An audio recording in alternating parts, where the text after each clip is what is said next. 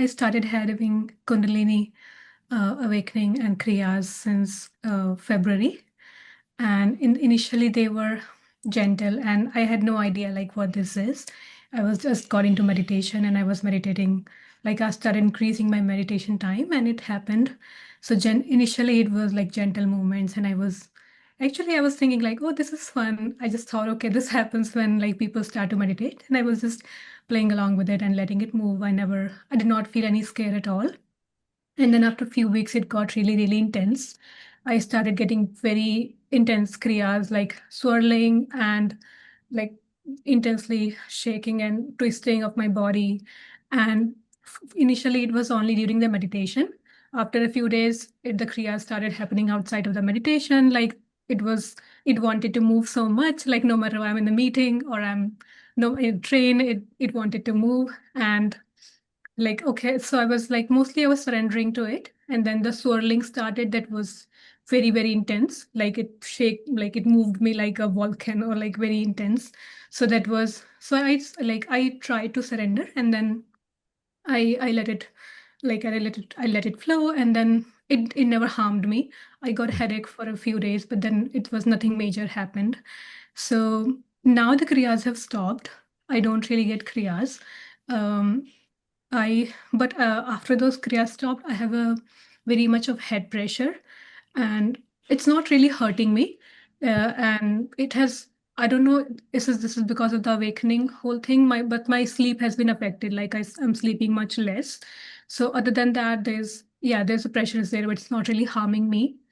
But and then I also joined a meditation school. So there is a very experienced person in it. He keeps saying that I should like try to move my energy from my head to my navel area, because it's not good to have energy in the head. So intuitively, I feel like the energy is doing me good. It's for my better. So I don't really want to move it. But now that he has said it multiple times, I feel like maybe because I don't know much, should I do something about it? Other Mhm. than I also try some grounding and hydrating myself. Yeah. Yeah. So what's your Okay. thought on it? Yeah. Thank you for sharing. Couple things.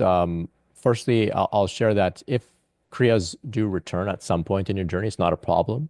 Not a Mm-hmm. problem at all. Sometimes they come and go depending on the phases that we're in the process. So you can just keep that in mind. Um, yeah, so you shared here. I always like to say trust the inner guru, the intuition inside. Really, that's primary. And so if you're feeling, hey, there's head pressure here, but it's not too painful. You don't feel inclined to try and manipulate the energy and draw it downwards. This is completely fine. If it becomes extremely uncomfortable, then you know that there are some options to explore, like, this teacher has shared with you. It's there. But for now, if you're feeling like, hey, I can manage this, I like what's happening, I trust what's happening in the big picture, I think you're in a good place to just allow it to do what it's doing.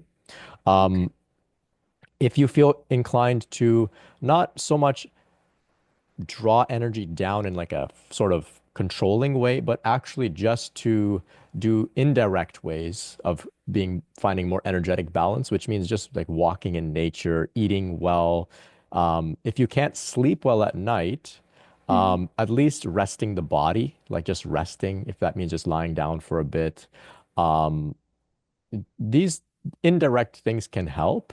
There are some more direct things, like you can imagine like you're sitting under a waterfall and like it's sort of covering your whole body head to toe and just draining downwards. This can bring some relief. This may happen to you spontaneously. You may feel like exploring that.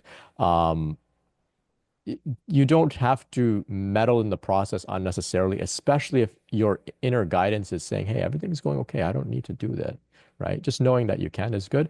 Um, yeah, and you can also just cultivate a bit of a appreciation for some head pressure at times, Mm-hmm. saying, something is happening here in my spiritual awakening process. This is good. Things are working. The Divine Mother, Kundalini, Shakti, whatever you would like to refer to, oh, she's working on me. This is great. This is great. So that's a great attitude to have as well. So yeah, you don't, unless somebody, like if you really take them to be a fully liberated guru, and you are willing to just give everything up to them, Mm-hmm. then of course the way is to just tune everything out and just trust the guru. But it's rare to find someone of such caliber. And so ultimately, you have that same inner guru inside of you, and you can give everything to that. And it sounds like you're going in that direction. You just keep going in that direction. Yeah. Thank Yeah. you. Thank you. Hmm. That's very helpful. Yeah, like when I had like very intense kriyas and I fully trusted, like initially I was got scared for a bit times, and then I thought, okay, I think I'm finally ready to surrender fully. I trusted it fully, and then it sold me really fast. But I, like, in the end, it left me like unharmed, completely Yeah. untouched.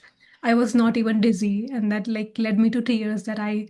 She's the Divine Mother. Is just she's helping me, and she really sees me. She knows my capacity and like how much I can handle. So she's not gonna give me more than I can.